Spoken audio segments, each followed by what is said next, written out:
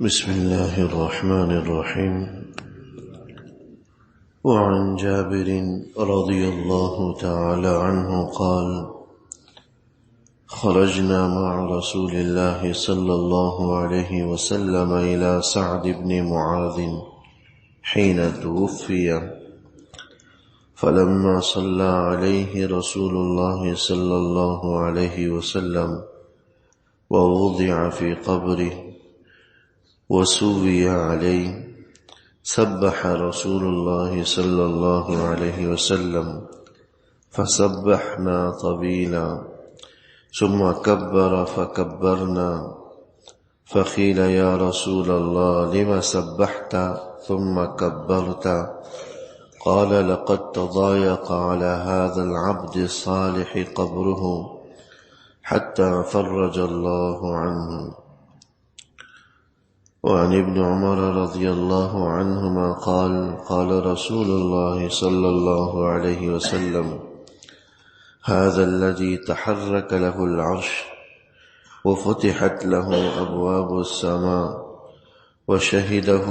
70,000 من الملائكة، لقد ضم ضمة ثم فرج عنه. حضرت جابر رضی اللہ تعالی عنہ سے حدیث مبارک منقول ہے، فرماتے ہیں کہ صحابی رسول حضرت سعد بن معاذ رضی اللہ تعالی عنہ کی جب وفات ہوئی، شہادت ہوئی، تو ہم حضور علیہ الصلوۃ والسلام کے ساتھ ان کے جنازے پر گئے۔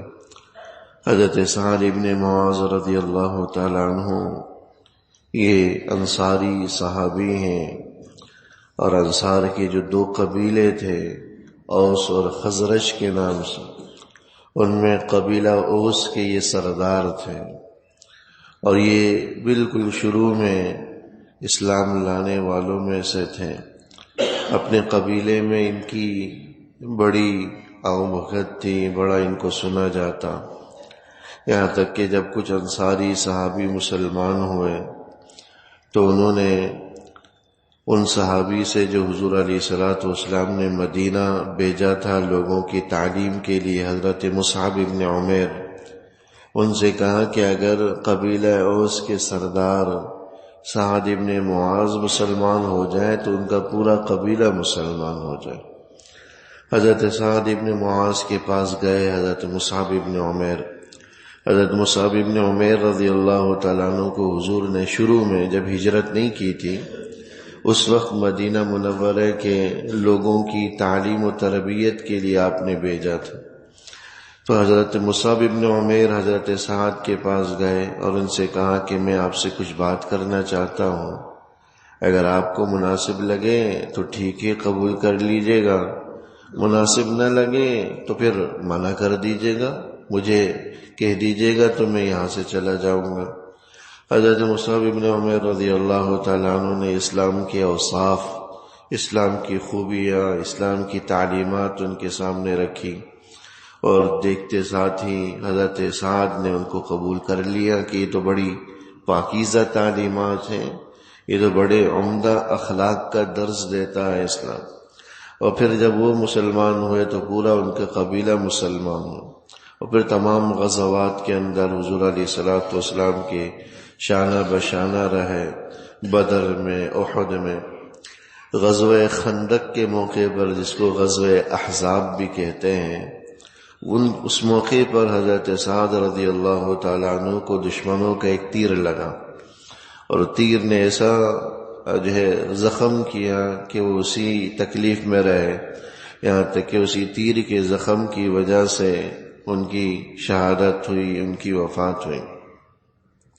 حضور علیہ الصلوۃ والسلام ان کا بڑا اکرام کرتے تھے۔ ایک مرتبہ حضرات صحابہ، جس میں انصاری صحابہ بھی تھے، بیٹھے ہوئے تھے کہ اسی دوران حضرت سعد بن معاذ تشریف لائے، تو آپ نے انصاری صحابہ اور دیگر موجود صحابہ تھے، ان سے کہا کہ قوموا الی سیدکم، اپنے سردار کے استقبال کے لیے تم سب کھڑے ہو جاؤ،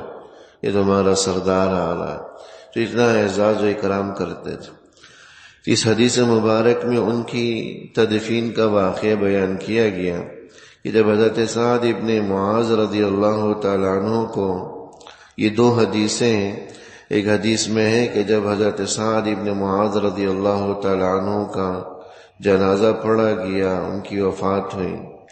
تو 70,000 فرشتے ان کے جنازے میں شریک ہوئے، اور یہ وہ شخص، حضور فرماتے ہیں ھذا الذی تحرک لہ العرش، کہ یہ وہ صحابی ہیں کہ ان کی وفات کی وجہ سے عرش میں حرکت پیدا ہوئی، عرش میں زلزلہ برپا ہوا اور وہ تیزی سے حرکت کرنے لگا۔ اب ان کی وفات کے حادثے کی وجہ سے بعض فرماتے ہیں کہ ان کی وفات یا شہادت کا حادثہ اتنا بڑا تھا کہ عرش میں حرکت پیدا ہوئی۔ بعض کہتے ہیں کہ بھئی عرش خوشی سے جھومنے لگا کہ اب اتنے بڑے صحابی سے ملاقات ہو رہی، اتنا بڑا اونچا مقام تھا۔ تحرک لہ العرش، کہ عرش نے حرکت کرنا شروع کر دی ان کے جوش میں۔ دیکھیں نا، کسی کے آنے کی اگر بڑی شدت سے بےتابی ہو تو انسان کو قرار نہیں ملتا، بڑا بے چین ہوتا ہے، کبھی ادھر جو ہے نا پہلو بدلتا ہے تو کبھی ادھر پہلو بدلتا ہے۔ یہ اظہار ہوتا ہے کہ بڑی شدت سے اس کا انتظار ہے، بڑی بےتابی سے۔ تو عرش میں حرکت پیدا ہوئی، پھر فرمایا کہ وَفُتِحَتْ لَهُ أَبْوَابُ السَّمَاءِ، آسمان کے سارے دروازے ان کے استقبال کے لیے کھڑے ہو گئے۔ وَشَهِدَ لَهُ 70,000 مِّنَ الْمَلَائِكَةِ، اور 70,000 کے قریب فرشتوں نے ان کی نماز جنازے میں شرکت کی، 70,000 فرشتے۔ اب ان کے ساتھ کیا ہوا، پہلی حدیث کے اندر ہے، یہ دو حدیثیں میں نے ایک ساتھ پڑھی ہیں کیونکہ دونوں میں ایک ہی جیسی بات ہے۔ فرماتے ہیں کہ جب حضرت سعد ابن معاذ رضی اللہ تعالیٰ عنہ کی تدفین ہوئی، وہ وضع فی قبری، اور آپ کو قبر میں رکھا گیا، وصوی علیہ، اور پھر مٹی ڈال دی گئی۔ سبح رسول اللہ صلی اللہ علیہ وسلم فسبحنا طویلا، تو مٹی ڈال جانے کے بعد بھی حضرت حضور علیہ السلام وہاں کھڑے رہے اور تسبیح پڑھتے رہے۔ حضرت جابر فرماتے ہیں کہ ہم سب بھی کھڑے رہے، بڑے دیر تک ہم نے تسبیح پڑھی۔ ثم کبر فکبرنا، پھر آخر میں حضور نے اللہ اکبر تکبیر پڑھی تو ہم نے بھی جواب میں تکبیر پڑھ۔ اب یہ قبر پہ تسبیح پڑھنا یا تکبیر پڑھنا ہی حضور کا عام معمول نہیں تھا، لیکن آج حضور نے یہ کام کیا تھا۔ حضرات صحابہ فرماتے ہیں، حضرت جابر فرماتے ہیں، عرض کیا گیا اے اللہ کے رسول صلی اللہ علیہ وسلم، لما سبحت ثم کبرت، آپ نے کس وجہ سے اتنی دیر تک تسبیح پڑھی اور پھر تکبیر کہی؟ اس پر اللہ کے نبی صلی اللہ علیہ وسلم نے فرمایا کہ لقد تضايق على هذا العبد الصالح قبره، کہ جب اس نیک بندے کو، اللہ کے نیک بندے کو قبر میں اتارا گیا تو قبر کے کنارے آپس میں ملنے لگے اور ان کو دبوچنے لگے۔ تو میں وہاں پر کھڑا ہوا، میں نے تسبیح پڑھی، حتی فرج اللہ عنہ، یہاں تک کہ اللہ جل شانہ نے ان کی قبر کو کشادہ کر دیا۔ اسی طرح اگلی روایت میں جو میں نے پڑھی اس میں بھی یہی بات ہے، لقد ضم ضمة ثم فرج عنہ، قبر نے ان کو دبوچنا چاہا، دبانا چاہا، لیکن پھر وہ قبر کشادہ کر دی گئی حضور علیہ السلام کی تسبیح کی وجہ سے۔ اتنے جلیل القدر صحابی ہیں کہ ان کی شہادت پر عرش ہل رہا ہے، آسمان کے دروازے کھل رہے ہیں، 70,000 فرشتے ان کے جنازے میں شریک ہیں، لیکن جب قبر میں ان کو رکھا جا رہا ہے تو قبر ان کو دبوچنے کی کوشش کر رہی ہے۔ ہو سکتا ہے کوئی دنیاوی اعتبار سے کوئی لغزش ہو جس پر یہ وہ پکڑنے کی کوشش کر رہی ہو یہ قبر۔ تو عرض کرنے کا اور حدیث کو بیان کرنے کا مقصد ایک تو یہی تھا کہ اتنے بڑے جلیل قدر صحابی ہیں لیکن پھر بھی قبر ان کو دبوچنے کی کوشش کر رہا ہے۔ ہم اور آپ کا کیا حال ہوگا، ہمیں اپنے انجام کی فکر کرنی چاہیے۔ اور بعض علماء نے قبر کے دبوچنے کی وجہ یہ بھی لکھی کہ جس طرح عرش الہی ان کی ملاقات کو بے تاب تھا، ایسے ہی قبر بھی ان کی ملاقات کو اتنی بےتاب تھی کہ جب ان کو رکھا گیا تو قبر ملنے کے لیے ان کے ساتھ چمٹنے لگی قبر کے کنارے،